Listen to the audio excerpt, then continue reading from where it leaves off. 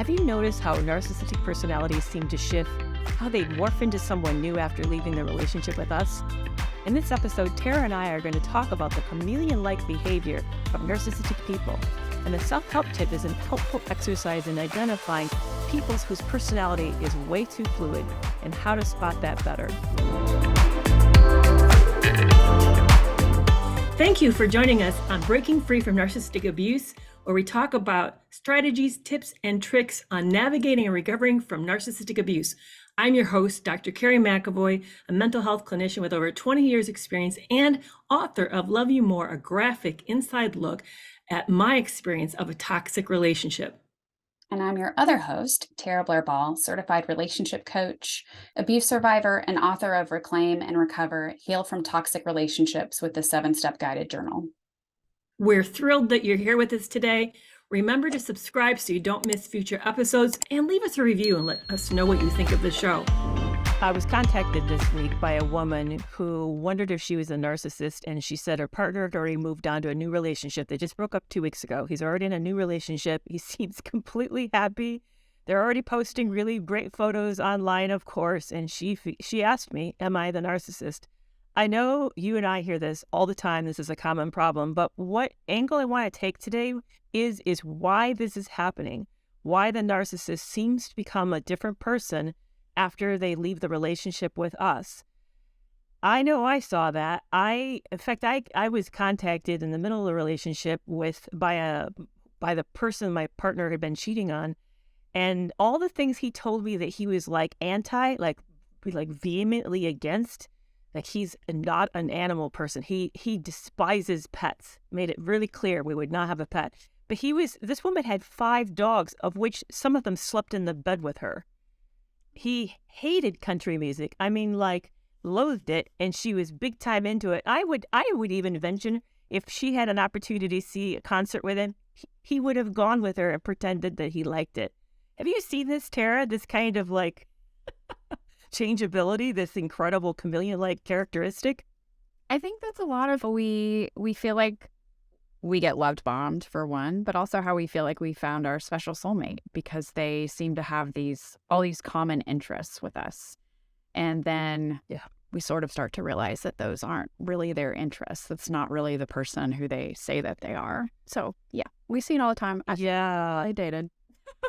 Sadly. Yeah. Oh, yeah. Me too. And you know what? I think all of us by human nature do it a little bit, because I know that I feel a little called out when I get to meet somebody and they're really into, say, rugby, and suddenly I'll try to watch rugby to sort of figure out what it is that they're like. But we're talking, this is a whole nother level, master level of chameleon, because I'll tell you, once I started to get to know the person I had really got into a relationship with, it didn't match who I had met. Nothing about the two of them really were the same person. Yeah. I was thinking too, and I was telling you this story before we started dating, so I'll just reshare, but I was dating someone, and similarly in the beginning, I thought we had so much in common.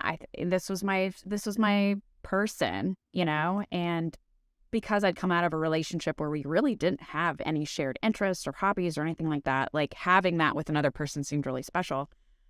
But then we were out to dinner with some friends, and a friend of ours started talking about how they were doing yoga every night to help their back because they were traveling a lot, so staying in hotels, and their back was hurting, and that yoga was really helping their back. And my partner had the audacity to say that they did yoga every night to help their back too.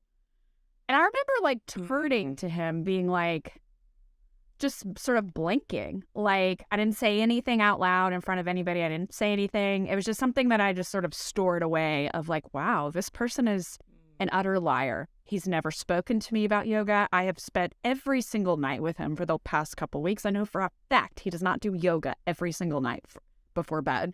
But it was behavior that I saw that really made me look back and reflect on the rest of the relationship of just how is that done to me? Because if I'm watching him do it to someone where there's nothing even at stake, it's just a friend, it's not anything, what was he doing with me? Yeah. Oh, that's profound. Yeah, that's it. Yeah. So let's dive into why they're doing it, because I know that it drives people nuts, and it's crazy making. And I'm not saying it's a form of gaslighting, but it certainly makes us question our own reality, question what we saw, why we got into it, whether or not we'd really missed some big flags. I know for me, it really made me have a lot of profound self-doubt. It was profoundly shocking to me to realize that I essentially didn't know this person at all once I saw more who they really actually were. So one of the things I've come to realize about narcissists is that their development of their sense of self is really, really immature, and they don't have much of a self. So if you were to ask them to sort of define their characteristics, I think they'd have a hard time. I think that they tend to pick up the characteristics of those around them. I think they make the perfect chameleon, that their sense of self is so fluid, so open, so flexible, that they sort of adopt the characteristics of their environment. I remember, for example, that my ex actually had his identity stolen. That was for real. It really actually happened. There was a police report. And his social security number was being used by another person. And I found who was using his social security number online. I found them on Facebook. And this person had gone on and made something of their life. They'd actually gone on and got a master's degree in business. My ex saw that and said that he wanted to contact the school and ask for the diploma and the credentials so that they could say he had an MBA. When he barely passed college. And now he's going to go around and pretend he has an MBA. And he said this was his justification. Well, it's my name and my social security number. Why not? And I thought, but you can't pull off an MBA. You don't even know the language. You don't know anything about marketing. How in the world do you think you're going to imitate somebody who has an MBA? And you know what? He had gotten so used to being fluid in his identity, he thought it was possible. He actually believed that he could be around other MBAs and somehow get them to believe that he was one too. So I think that that's what we don't understand, is that there's some people whose sense of self is so underdeveloped that they're adopting those around them. And then there's this other piece that plays a huge piece into this, and that is their need for attention is so extremely high. And not that we don't all need it. We all want admiration and acceptance, but theirs is so high that they're willing to sacrifice integrity, that sense of what little self that they have, in order to get everybody around them in that moment to like them. So just like your partner saying he's into yoga every night, when you know, like, that's ridiculous. And you know what? Probably the people at the table wouldn't have cared less. They probably really seriously weren't invested in him doing that. But his need for them to sort of, for him to feel like they had this shared thing is so great that they like sacrifice this over and over and over. I think it's interesting too, you mentioned the undeveloped or the immature sense of self adopting those around them. Oh, and a lot of times you hear talk of narcissists, the other side of the coin being codependence. But that's a similar definition for codependency, but it comes from a different intention. You know, a lot of codependents struggle with being chameleons, not knowing who their sense of self is, adopting whoever that they're dating. But it doesn't come from a place of power and control over the other. It is from this place of, I want to belong. I want you to like me. I want to smooth over conflicts. I want to do those things. So the intention is different, but it presents similarly. And I've read in studies that a lot of narcissists are also codependent. And that, honestly, with that definition in general, it just makes sense. But I think it's important to highlight that difference in intention. Wanting to be liked because you feel unlovable and unworthy is much different than, I want to like you. I want you to like me so I get your attention and I can manipulate you. It's totally different.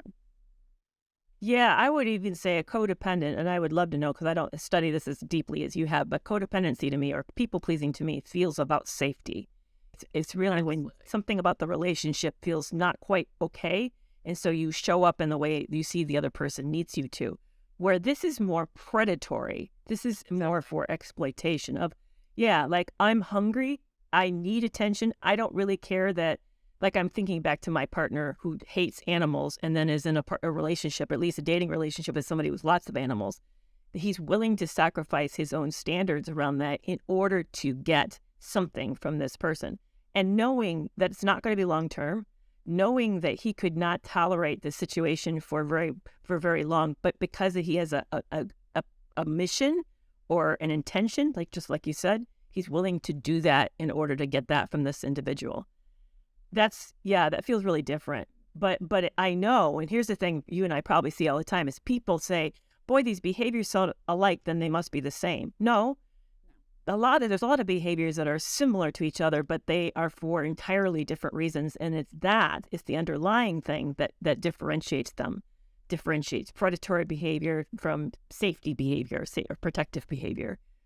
I think the other thing that's kind of interesting about all of this is that why does the love bombing happen as long as it does, and what makes the change? I think that's the other thing that throws people off, is that they see their partner get into another relationship and then they think, oh, they seem okay and they seem happy and they've moved on, but we were doing so poorly, so maybe it was me. Maybe I'm the problem for the relationship. And I know that my experience with my partner was also temporary. I'm assuming yours was too, that there was a period where it was really great and then all of a sudden it started falling apart. So let's talk about what happens. Why does it start to fall apart? Right. So what we had talked about originally for the name of this was when the relationship gets cemented.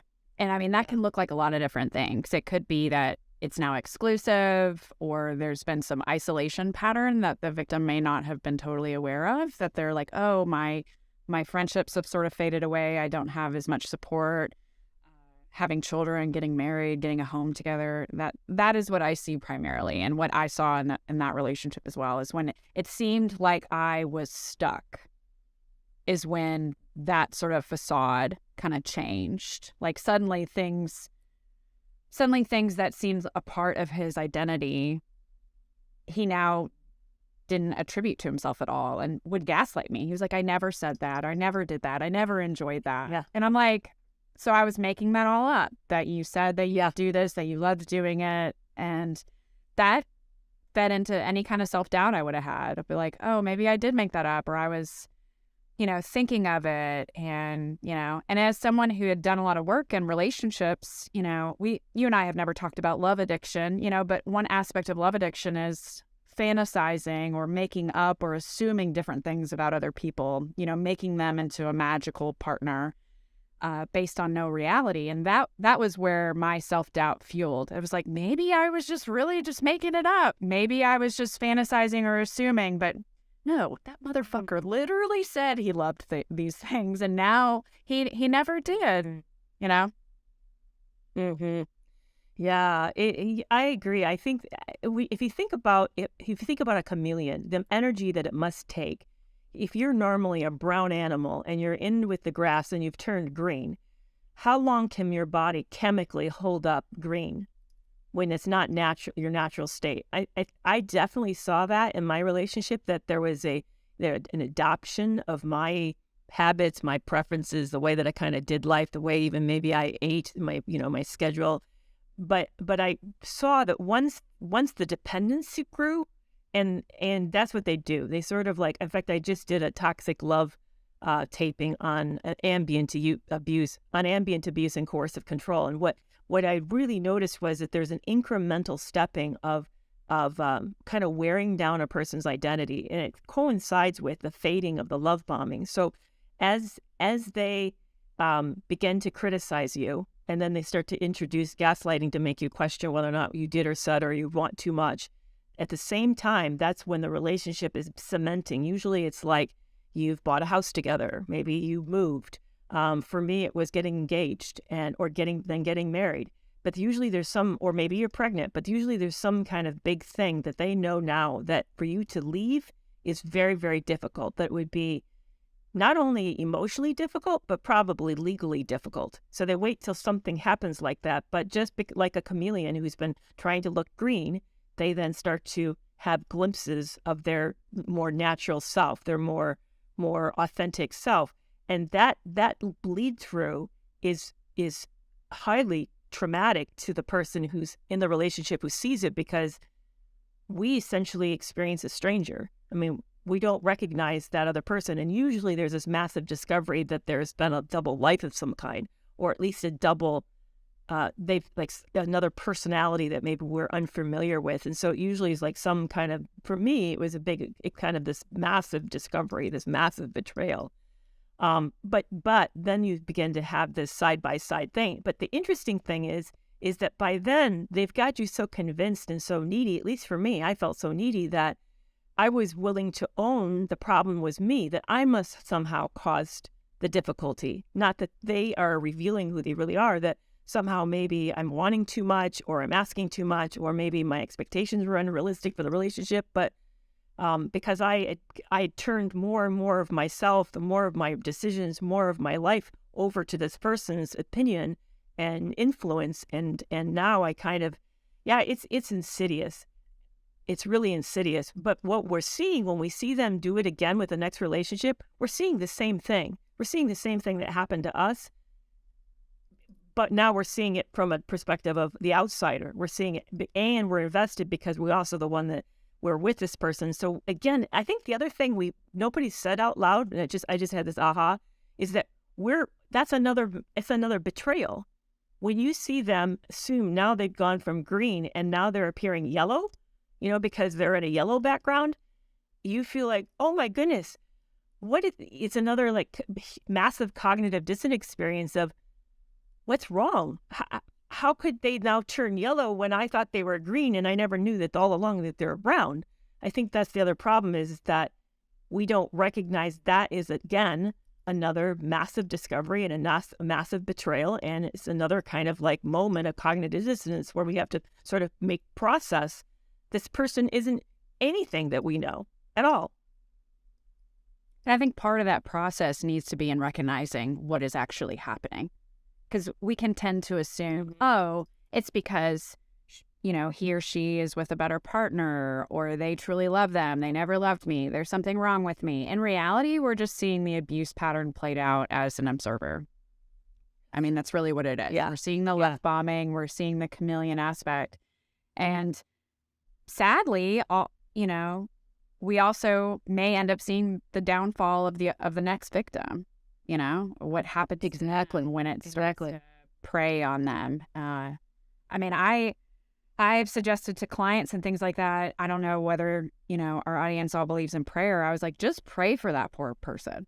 Like how sad for them to experience the same sort of trauma and betrayal and deception that you did, and it's not your job to go jump in and like inform them because they're not going to believe you anyway. You're going to come across as the crazy ex and reinforce whatever that the narcissist has told them about you. But just hope that they get the help that they need, because if they are with that person, they will absolutely need some help. Yeah, I've seen so many people enraged at the new supply. They target their anger and their hatred and their revenge towards this new person when what they are seeing is a reflection of themselves. That person is no more brighter about what's happening than they are. And yes, I know it's irritating that some women and some men, I know I see more women doing it than men. I'm not saying men don't do it, but yes, there are women who know that they're dancing on the grave of the last relationship and sort of like, oh yeah, I'm so extra special because he picked me. The reality is, no, honey, you're not any extra special. You're just deluded, but you're about to have that bubble burst in a most horrific, awful way. And personally, I feel sorry for those people. Just like I feel sorry for me that when I thought that I got this right catch, I didn't. And this new person didn't get a new catch, no matter what it looks like on the outside. It's sad. To me, it's a horrific kind of shocking nightmare. Somebody said to me, and this was really helpful, they said to me right after I was trying to process all this, it said, just be relieved he's now someone else's nightmare.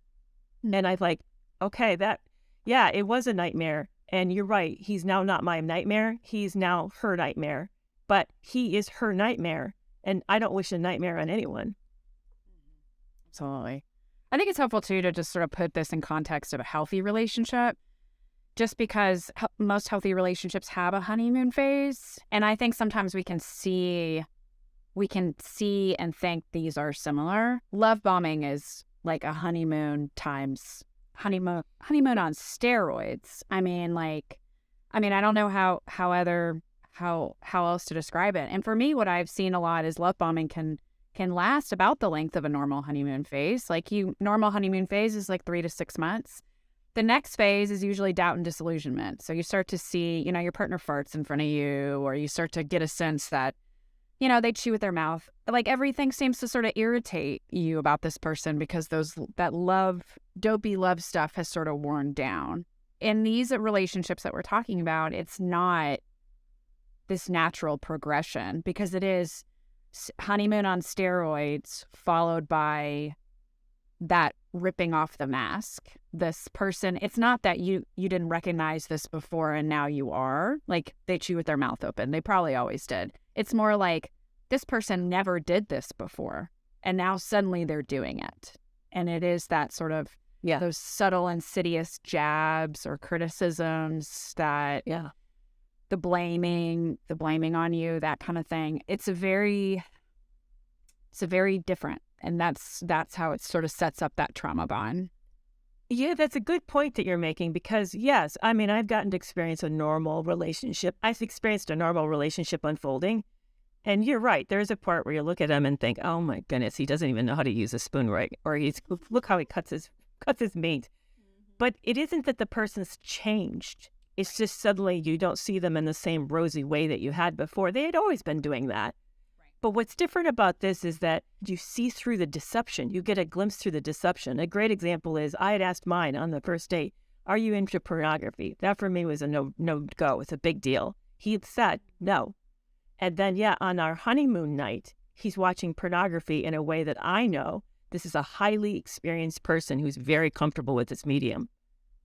This is not somebody who's blushing and embarrassed and doing it because he's for the first time. This is somebody who's stopping, enlarging images, backing forth. I mean, the way he moved around on the clip told me he spent hours doing this.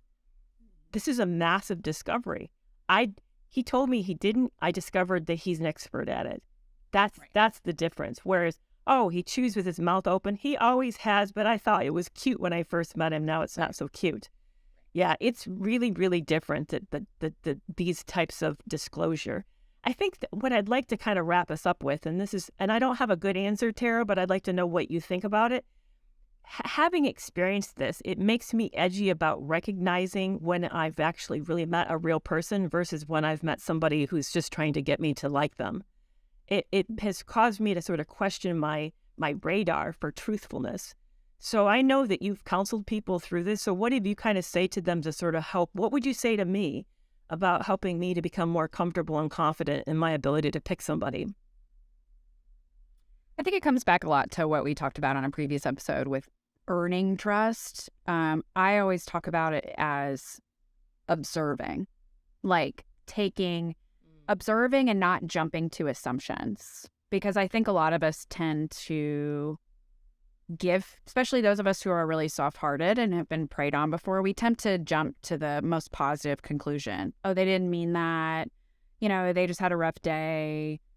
They must have forgotten. We kind of jump to that conclusion, which gives that person a free pass that they may or may not deserve. So usually when I'm talking with people who are sort of moving into a space of trying to meet new people and things like that, I talk to them a lot about the process of observing without putting any moral judgment on it, with really trying to stick to actual facts and looking at it in that way and seeing if that helps them sort of see more of what's going on versus when they sort of bring in that more positive self to sort of inform or narrate what's actually happening. So, for example, if someone's on a date, if someone sets a boundary, I'll use that. Someone sets a boundary and someone violates the boundary. Let's say it's in a really innocuous way. They may have forgotten it, that kind of thing. But being able to just put in perspective, they violated the boundary. Not any moral judgment, not anything like that, but just the reality of what happened. And then being able to step back and observe and see, does that happen again? And the next time it happens, is it better or worse than the first time? How do they respond or react to you calling it out? Or did you not call it out? And that's something to observe in yourself as well, of what happened for you that you felt like you shouldn't bring it up. I think it's very helpful to sort of step back because it's so difficult when we're in the middle of any situation to assess what's really going on. Our emotions are going to really give us a narrow field of vision. And I think it's about They do. Yeah, I think it's a lot about learning that process of being very self-reflective and what would I tell my friend if they were in the same situation, and I presented them these facts? How would they react, and learning that skill, which is a skill. It was very difficult for me. I always want to jump in and give people the benefit of the doubt. I do. I know. I do too. Exactly. But I did it for people who didn't deserve it. And I said this in a video not too long ago that, I would often use the phrase hurt people, which is a sign to have compassion and grace for ourselves and others. But as you and I know, just like doing this podcast and seeing sort of the awful of the awful, I also believe the phrase that I made it up, or maybe I heard it from somewhere. I'm going to take credit for it right now, but is shitty people shit on people, and they don't deserve necessarily that compassion or grace because they're not choosing to do anything about that. They're not getting help, getting better, making amends. They're just going and just like shitting on the world. So I don't want to. Exactly. Right. Nor do I want to be in a relationship with one of those people. I love that. That's really helpful. Yeah. Thank you for that. Thank you for wrapping that up that way.